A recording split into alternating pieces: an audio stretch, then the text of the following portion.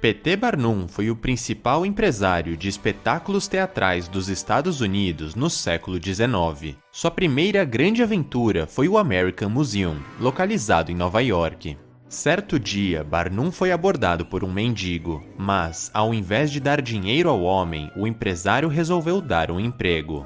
Barnum entregou 5 tijolos ao homem e o orientou a percorrer os quarteirões ao redor do museu, colocando os tijolos em determinados pontos na calçada. Ele deveria refazer o percurso, substituindo os tijolos enquanto mantinha sempre um tijolo na mão. O homem deveria se manter sério e não podia responder a nenhuma pergunta que o fizessem.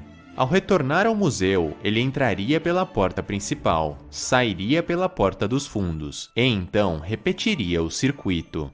Na primeira volta, algumas pessoas pararam para observar. Aos poucos, o número foi crescendo e as pessoas se aglomerando. Curiosas, elas começaram a discutir e tentar adivinhar o que ele estava fazendo. Pouco depois, as pessoas estavam seguindo o mendigo, e toda vez que ele entrava no museu, muitas delas compravam as entradas para descobrir o que estava acontecendo lá dentro. Milhares de pessoas foram atraídas para dentro do museu no primeiro dia, e, poucos dias depois, a polícia teve até que intervir o homem, devido ao tamanho da multidão nas ruas. Em 1842, Barnum comprou uma carcaça do que se supunha ser uma sereia. Depois de algumas pesquisas, ele descobriu que a criatura havia sido montada no Japão, onde a peça já tinha causado grande agitação. Barnum então publicou artigos e imagens nos jornais de todo o país, dizendo que a sereia tinha sido capturada nas Ilhas Fiji. Logo, um grande debate sobre a existência dessas criaturas míticas se espalhou pelo país. Antes disso, ninguém sabia e nem se interessava em saber o que eram as sereias. Porém, após a campanha de Barnum, todos falavam delas como se elas realmente existissem e fossem as criaturas mais incríveis do mundo. Quando Barnum finalmente colocou a carcaça em exibição, enormes multidões correram para o museu para ver a famosa sereia de Fiji. Lei número 6. Chame atenção a qualquer custo. Julga-se tudo pelas aparências. O que não é visto não conta. Portanto, não fique perdido no meio da multidão ou mergulhado no esquecimento. Destaque-se, fique visível a qualquer preço. Atraia as atenções parecendo maior, mais colorido, mais misterioso do que as massas tímidas e amenas. Barnum compreendeu a verdade fundamental de como chamar a atenção. Ele chegou até escrever cartas anônimas atacando seu próprio trabalho, só para o seu nome aparecer nos jornais. A atenção, negativa ou positiva, era o principal ingrediente de seu sucesso.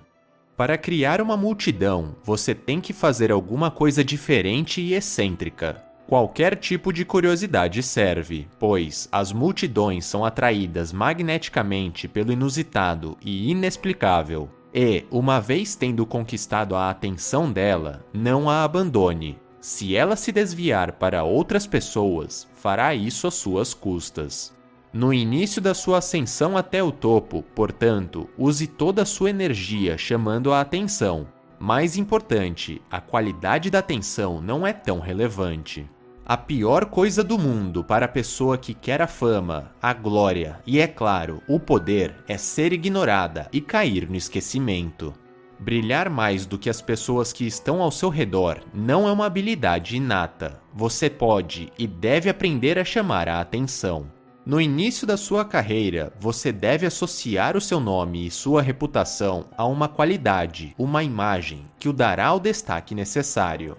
Esta imagem pode ser baseada em algo como um estilo de se vestir peculiar, um traço de personalidade que diverte as pessoas, ou uma característica que desperta a atenção e as faz espalharem comentários sobre você.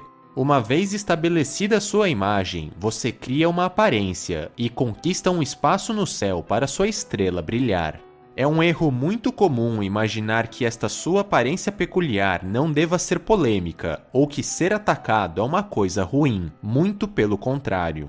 Para evitar ser um sucesso frustrado ou ter o seu brilho ofuscado por outra pessoa, você não deve discriminar entre os diferentes tipos de atenção. No fim das contas, quando o assunto é poder, todos os tipos de atenção podem acabar sendo favoráveis. A sociedade gosta de figuras exageradas, pessoas que se colocam acima da mediocridade geral.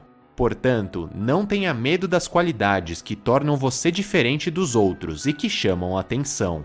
Você pode até fazer uso da controvérsia e do escândalo. É melhor ser atacado e colocado em evidência do que permanecer esquecido e ignorado no meio da multidão. Quase todas as profissões obedecem a esta lei, e quase todas as pessoas devem ter um pouco de exibicionismo. Thomas Edison sabia que, para conseguir o dinheiro que queria, ele tinha que chamar a atenção do público a qualquer custo. Quase tão importante quanto as suas próprias invenções era a forma como ele as apresentava. Edison realizava experiências fascinantes para exibir e demonstrar suas descobertas relacionadas à eletricidade. Ele falava de futuras invenções que pareciam fantásticas e até um tanto absurdas na época. A verdade é que ele não tinha a real intenção ou até a capacidade de construí-las. Entretanto, isso fazia o público falar tanto sobre ele que ele conseguia a atenção e o dinheiro que desejava. Thomas Edison fazia de tudo para ter mais atenção do que o seu grande rival, Nikola Tesla, o qual talvez fosse bem mais brilhante, porém menos conhecido.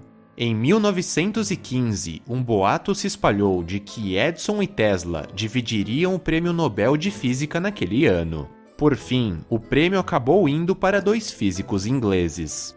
Entretanto, mais tarde foi descoberto que a comissão do prêmio havia realmente procurado Edison, que decidiu recusar o Nobel. Naquela época, a sua fama era bem maior do que a de Tesla, e ele achou melhor recusar o Nobel do que permitir que seu rival fosse colocado no mesmo nível e recebesse a mesma atenção que ele ao dividir o prêmio. Se você se encontrar numa posição inferior, com pouca oportunidade de chamar atenção, um truque que funciona muito bem é atacar a pessoa mais visível, mais famosa e mais poderosa que encontrar.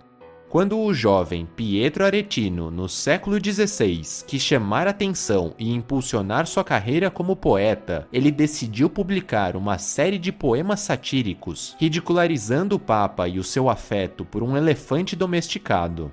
O ataque tornou Pietro imediatamente conhecido. Afinal, quem teria a coragem de atacar o Papa? Entretanto, depois que já tiver conquistado a atenção desejada do público, faça o menor uso possível dessa estratégia. Ou então, você irá apenas desgastar a sua imagem e perder a valiosa atenção conquistada.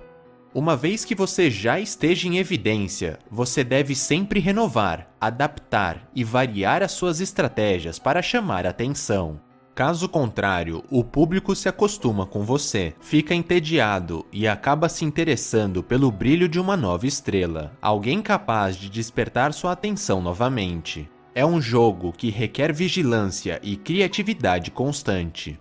Pablo Picasso fazia tudo o que era possível para não cair no padrão ou no esquecimento. Se o seu nome se tornava associado demais a um determinado estilo, então, deliberadamente, ele surpreendia o público com uma nova série de quadros, contrariando todas as expectativas.